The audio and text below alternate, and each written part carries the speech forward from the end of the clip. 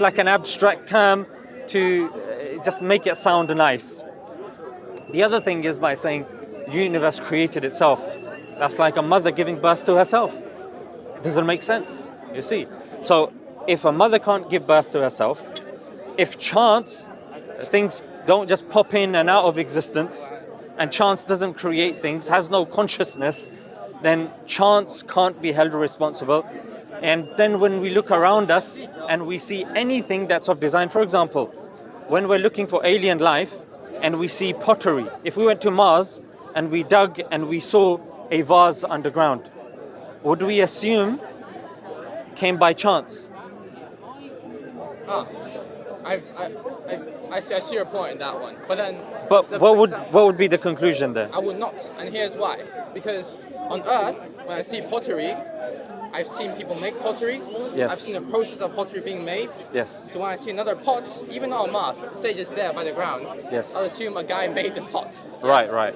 But I've never seen a person or anything really physically make a tree atom by atom. Yes. So if we go onto Mars and we see a pattern of a growth of some sort of something, a pattern, I wouldn't know in that case if it is made by someone because it has a pattern, or if it's just a natural phenomenon, because I can see in nature lots of things already have patterns.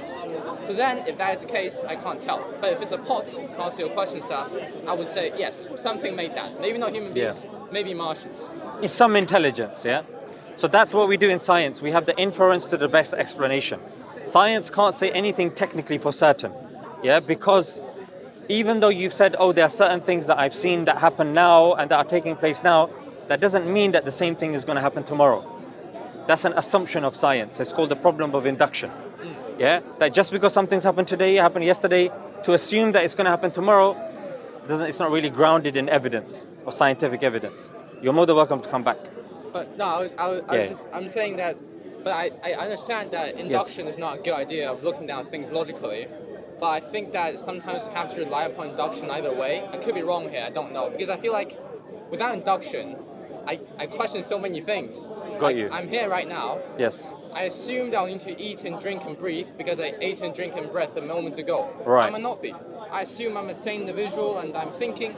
I might not be. Who knows? Yes. But I think induction's kind of necessary. It's flawed, but we kind of need it. Yes? So you're saying it's axiomatic. Yes. But that's what I'm saying. But that doesn't explain and justify induction, or our use of induction. We say it's axiomatic for us to survive and do science. However, if we take that out of the equation, what's to say that if today science says something, the same is going to happen tomorrow without falling into circular reasoning?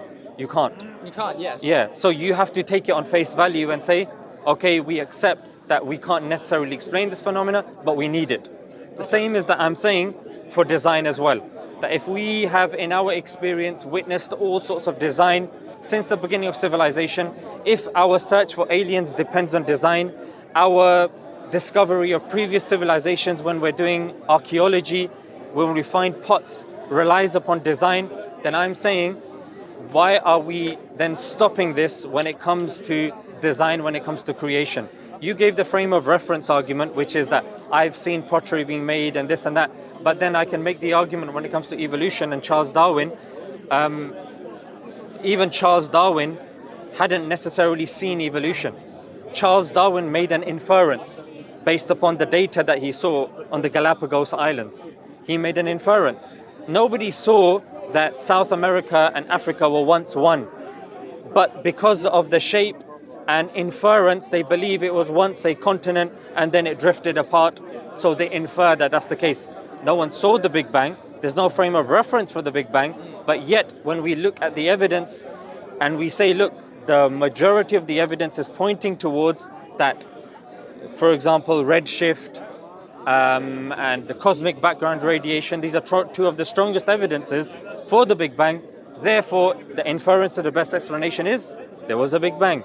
So I would say that when you see the immense amount of design that you see around you, and chance doesn't fulfill that criteria, it coming from nothing or it coming, by a non-intelligent being doesn't make sense. The inference to the best explanation points us to the direction that there has to be an intelligence. So, sorry, I'm just Go ahead. Yeah, trying to of course, of course. I'm assuming you're Muslim. Yes. And I'm assuming you believe that God. Do you believe in the Big Bang, sir? We believe that Big Bang and evolution are mechanisms, and we believe God is a creator of mechanisms. So the two don't contradict each other. Okay. Yeah? I got that from him actually. Right, good. But yes, so you also believe in the Big Bang, yes? As the best explanation of what's there at the moment, because science by its nature doesn't ask us to believe. It says that, look, this is the best evidence that we have so far, it's the best theory. Yeah, we have no issue accepting it as a working theory, yeah. Well, here's I've also actually thought about this. What I think is, for example, say the Big Bang happened at some point. If it happened or not, it doesn't really affect my life right now. Suppose the Big Bang didn't happen and the Earth and solar system disappeared randomly one day. It doesn't really matter affect my life per se, that if it happened or not. So if a person asks me if I believe in the Big Bang, I'm like, yeah, I've seen the evidence. Yeah. I'm like, I believe in it. But if it's wrong, if it's right, it doesn't really affect my life. Yeah. But the thing with Islam is, I think if I were to accept Islam, yes, there's a lot more influence upon my life. Yes. For example, my parents, they don't believe. Now I think that'll be a very tough conversation, especially because they're Chinese. Right. That's one bit. Yeah. I need to pray. I need to fast in Ramadan. I tried that myself. It's quite hard actually. So there's lots of costs to that. So in my opinion, now I could be wrong here, if this theory doesn't really affect my life, it's a lot more easier for me to accept it. It requires a lot less evidence because it doesn't really matter if I accept it or not. Yeah. So, but if a theory like Islam or most religions require a lot more sacrifice, Yes. I would think it will need more evidence, in my opinion, for you to accept it. That's fine. So, talking about what I'm referring, you can say that I believe in the Big Bang in the same way, in the same inference. We didn't really see the Big Bang happen. Yes. We simply saw these other evidence. I can believe in that because it has less cost. Yes. Or I can say I actually believe in that less solidly.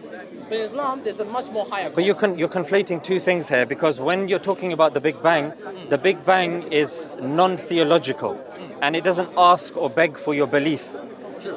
When it comes to science, they present the evidence. And if the evidence is overwhelming and it's accepted and peer-reviewed, then it's accepted. If not, then it's rejected. So I'm saying when you look at the same criteria that science employs, which is you look at the evidence, you look at the opposing evidence, and then you say which is the inference to the best explanation. And then if you have a scientific mind, I'm saying apply that same methodology to come up with the best of the options. Now, the thing with Islam is that what I gave you was a logical argument. Islam doesn't just pitch its tent on that. I agree with you, there needs to be more evidence. But in order to discuss more evidence, we have to pitch our tent, even if it means, like, when you go to the optician, and sometimes both images look very similar, but he asks A or B. Both of us know because we have glasses. You never know, yes. Because this is prescription as well. So we have to pick A or B. I say, now they both look the same, but he says, oh no, pick one.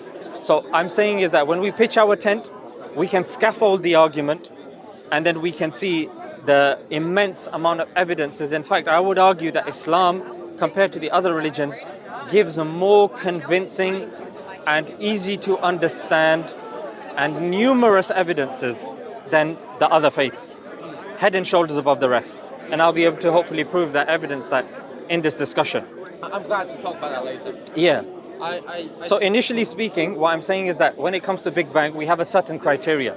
Let's look at the evidences, and then, okay, this has 7 evidences, this has 5, this has 3, this is peer-reviewed, that's not, this is. So the inference to the best explanation is that it's this. So if we accept that, you know what, evidentially there was a beginning, because then to accept or to believe that things were there ad infinitum, then we have to leave science and we have to go to philosophy. Yeah? And philosophically, I would ask you the question, is there such thing as an infinite regress? Now, in real life, there's no such thing as infinity. Yeah? And infinity, by definition, is something that goes on forever. You can't add to infinity by definition. If you can, then that thing ceases to be infinity, isn't it? Yes. So the fact that we're moving, the fact that time is increasing, it shows that infinity is being added to. Therefore, this notion that there is infinity is fallacious. It doesn't necessarily make sense. Yeah? philosophically as well, you've got philosophers that have said that if we are contingent beings, dependent beings, we depend on something that depends on something that depends on something. There's two options now. Either it goes on for infinity, which I've already told you is not logically coherent, or there has to be an end to that chain. Logically, rationally, philosophically, that philosophically they call the necessary existence. Yeah? And then you had philosophers like Aristotle and these Ibn Sina, Ghazali, and Thomas Aquinas. They didn't have an issue with this. Yeah? Because the opposing argument would be, no, it's infinity. It's been there forever. What's the evidence? Oh, we don't have any evidence. So you're pitching your tent on a black hole. There's no evidence there whatsoever. So if we live our life based on evidence, all the evidences are pointing towards there has to be an end to that chain. And then now the question is, what is that necessary existence? Is it logically the Hindu concept of God, Christian concept of God, a Muslim concept of God? But first we do have to pin down the fact that how did it all begin? Yeah? Did it begin through a process that's infinite and that's logically incoherent, through a contradiction? Or did it begin logically from an intelligence? We can say we don't know what the intelligence is, let's discuss that. But where are you at the moment with all of that? I'm gonna first answer your first point. Sure. I think about like different theories about like choosing the blurry eyes. Yes, one. yes. I think out of the theories that you've given, as in if it's just created itself, it's created by a conscious being. I think right now, I'd say you're right, sir. I would say it makes most sense for something to begin this. Yes, but I don't know. Maybe it's me. I'll definitely think about what you said today, so I really appreciate this. No. But it doesn't really seem like that clear of a lens to me either. None of them are very clear. This is the best one, Got you. but I still can't see very clearly. Got you. To answer, sorry, what was the other point about infinity and how it all began? Yes. Yes. I could be confused here, but if you're Muslim, well then I would suppose that you would believe that God has existed for all eternity and He is infinite. Yes. But you're conflating what I said, that we're dependent beings. Yeah, we depend on something, that depends on something, that depends on something, but the end to that chain has to be philosophically a singular. Yeah, whether a person believes it's God or not God, philosophically you can't have an infinite regress of dependent things. For example, you depend on oxygen, that depends on atoms, that depends on quarks, that depends on this, it goes on ad infinity, wouldn't make sense. So philosophically that necessary existence is whom the theists believe to be God. Some philosophers don't accept that it's God, they believe it's energy or whatever it is, but they do accept that there is an end to that chain. We believe that end to that chain is different to the dependent being. We don't believe the necessary existence is dependent. We believe it's necessary. I think I'm the sort of guy that believes end of the chain is energy. Because Yes. I look and I see and I say, I could die. Yes. What I am would die, but my atoms, even if it's transferred into energy in a nuclear fusion, it's still there. I got It you. can't be destroyed. Right. So I see it's been here forever. You can't destroy it. So that's what I think. I Right. think there was confusion there. Sorry. Right, no, that's Go on fine. now. So you do believe there is an end to that chain and there is an energy or an existence that started it all. You said that made the most sense to you, right? Yes, I think energy has always been there, and I think something must have. Yeah. Right, I see. right. So now what we would say is let's look at the necessary existence and let's analyze that further. It has to be singular, of course, because everything depends upon it. Correct? Okay, so it's independent. It has to be immensely powerful because we have a level of power. We depend on something and that depends on something. So if you depend on something, that thing that you depend upon has more power than you. Why would you say so, Sam? Because even if you take the examples that you see around you, for example, I got a toy car. It's being powered by a battery. That battery has more power than the car because the car depends on that energy source. The car can't have more power and energy than the battery source, otherwise it's contradictory. Like, why is it getting the energy source from the battery? Do you see? My mother gave birth to me. Yes. So I'm stronger and taller than her now. Not stronger. Here we're talking about energy. When you were a small, let's just say an embryo, yeah, your embryo was receiving all of that energy. You were actually connected parasitically to your mother, and you were absorbing that. So when you were conceived, you relied on that 9-month period solely, completely and utterly upon your mother.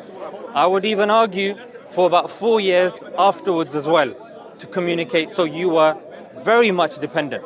Yes, indeed, you grew later, but that's another part, philosophically, a different argument.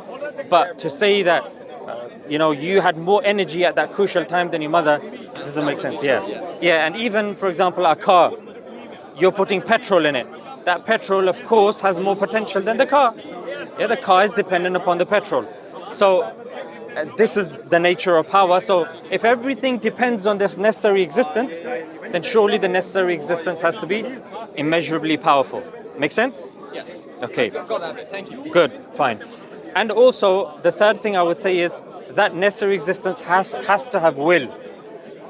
Because will, by definition, I'll give you an analogy. If a person is sitting down, a painter, and he's deciding what to paint, the moment he decides what to paint is when that shows that there is a will, isn't it? The fact that he is starting something, that explains or that justifies the fact that he has or it has will. So if we were created or we formed at one moment and not another, that indicates a choice was made. Number one, a choice for us to form in the first place, and number two, a time for us to exist as well. So, does that make sense to you? I'll admit I'm a bit lost in the last bit. If say that tree fell there and fell on a squirrel and the squirrel died, I don't see a conscious choice being made there. The tree was old, it fell, it was rotten inside, it fell on the squirrel. Yeah, the squirrel died. But there's a false analogy there. I'm not saying that the tree has will. Here with the necessary being, I'm saying the necessary being has will. I'll give you another analogy.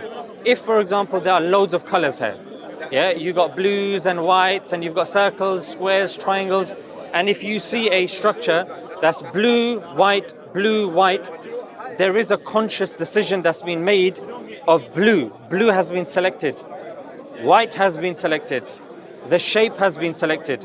When you have so many options, it's like, think of it like a computer keyboard. Yeah, when you see the word cat, a conscious effort was made to press C, then A, then T.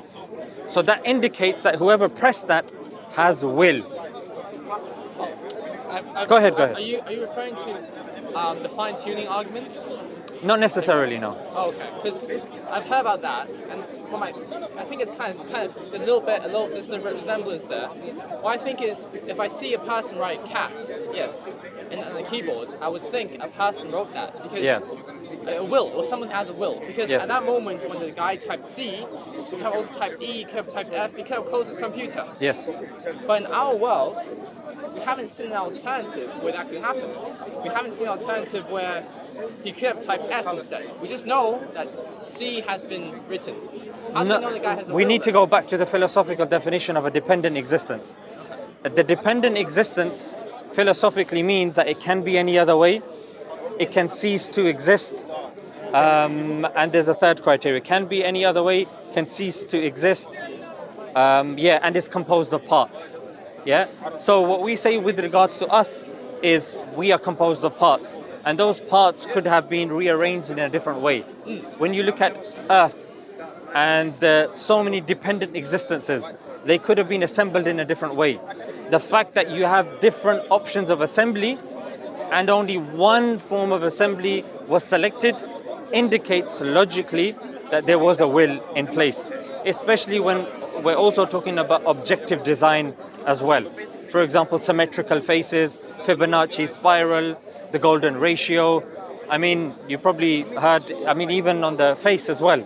They say that you've got the golden ratio even on your face, from hair to the nose, and from the nose to the middle of the lips. There's a ratio of 1.618. which is the golden ratio, which some people argue is a thing of beauty.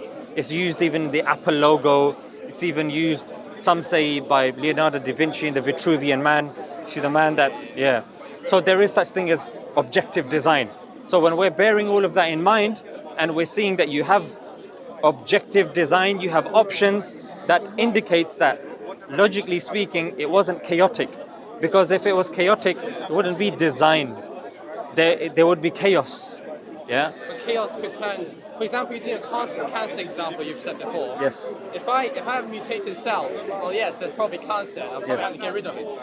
But some mutations is changes in the sequence of genes, yes? Well, mutations could be any way. They could change the amino acids in any shape. Normally it's bad, but sometimes it could be good. It's like if I write a book. Can you give me an example of a time that mutation was good?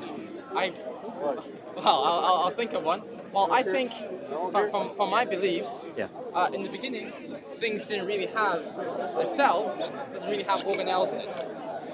And then it actually did. That's a bad example. Yeah. You've seen people online, for example, that have little children that have like immensely large muscles, even though they're very young. I would argue like when they're like 4 or 5. That's not from going gym while they're 4 or 5. I would argue that's a very beneficial mutation. I would think some we have lactose intolerance. But there's a difference between arguing that it's a beneficial mutation. There's another that it's been experimentally evidenced for it to be a beneficial mutation. Do you see the difference? One is a onlooker observing and making the inference that, because his arms are bigger, I'm assuming that there's muscle there rather than fat. I've made this poor judgment before where I've seen somebody that's big boned and large, and I think that he's gone to the gym and he says, no, I'm just on a diet of pizza and burgers. So I've been mistaken. So that's why I'm saying, evidentially and experimentally, can you give me an example of where it has been beneficial? So I'm not sure about this, but from my beliefs, when we were cavemen or we were hunting for food, we didn't really have a large amount of milk. So humans couldn't ingest milk. We're lactose intolerant, all of us. But after agriculture came, we can milk cows. We can drink milk. We can eat it as part of nutrients. So some of us developed the mutation of being able to drink milk. And those ones, obviously, they'll be able to have more nutrients. You can drink milk, I can't drink milk. There's a famine, have no potatoes, no other food, you don't have milk. You live, I die. You go on to make the babies, more people have milk. And babies who drink milk. And after a time, there's more people who can more lactose intolerance. And I think, at least all the ages I know, they can all drink milk. Yeah, I mean, that's the natural selection argument, isn't it? But that is predicated on the fact that you have that genetic information to begin with. For example, a human being that wants to get to the top of the tree, I mean, we've always tried to get to the top of the tree, and we've developed climbing techniques, but we don't get long necks, which people attribute to, say, the giraffe. You know what I mean? So just because I think that this is good for my this or that, I mean, I would argue against the fact that we were lactose intolerant.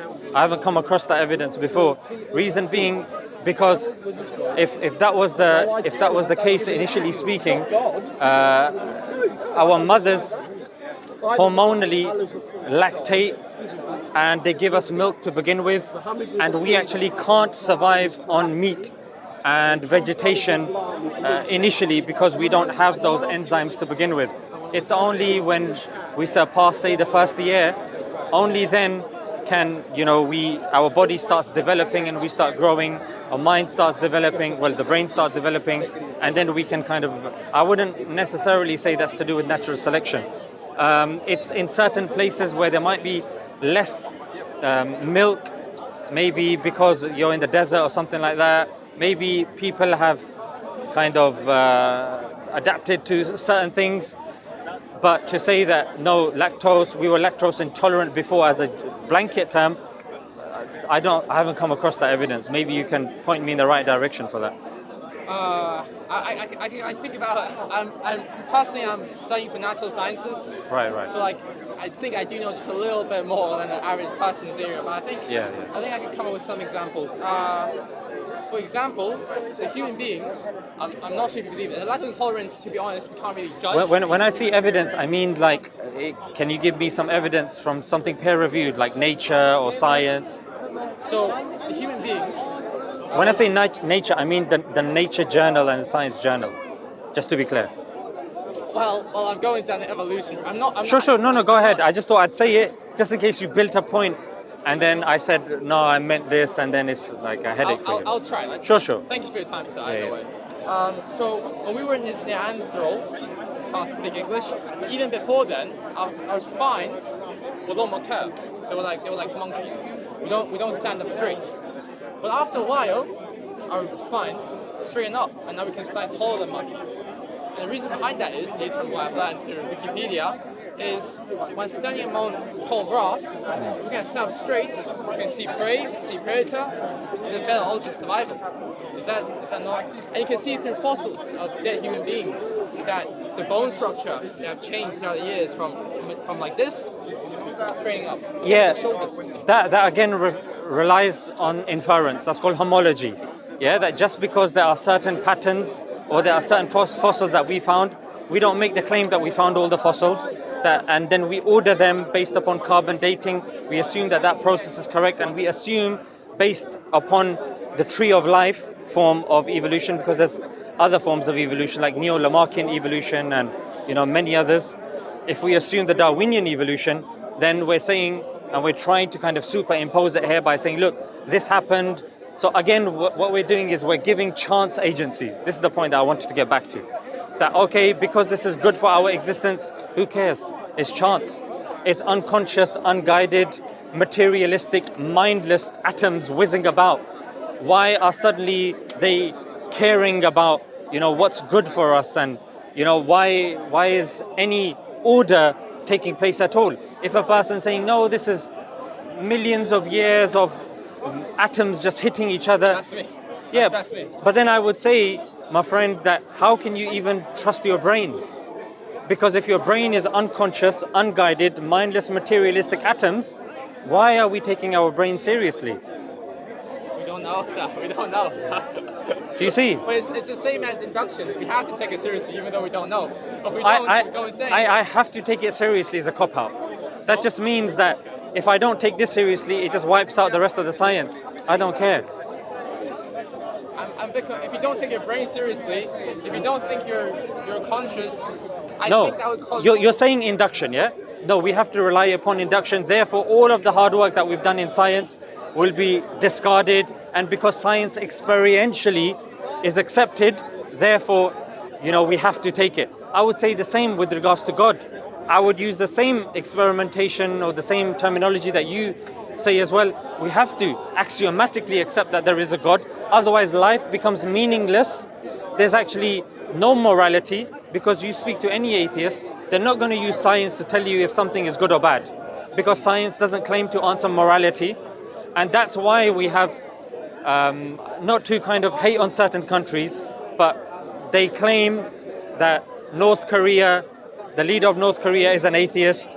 Certain leaders in the communist China, like Mao Zedong, was atheist, and they believe this and they committed this crime and this and that. Point that I'm trying to say is, atheistically, there is no good, there is no bad, there is no right, there is no wrong. An atheist can't evidence and prove that somebody sitting drawing a circle all day long is better or is worse than a brain surgeon who's saved 5 lives today. True. You can't.